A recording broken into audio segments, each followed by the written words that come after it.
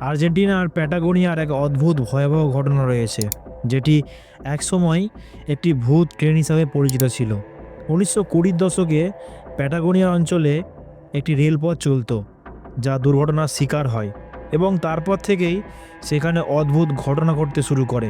প্রথমে ট্রেনটি একটি ভয়ঙ্কর দুর্ঘটনায় পড়েছিল, যেখানে শতাধিক মানুষ নিহত হয়।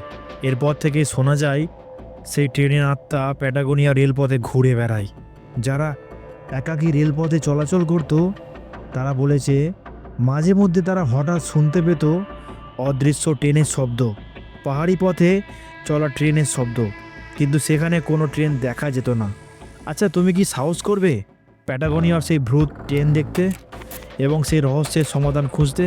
তাহলে প্লিজ আমাকে কমেন্টে জানিও, এবং এরকম ভিডিও দেখতে চ্যানেলটি সাবস্ক্রাইব করতে পারো এবং শেয়ার করতে পারো।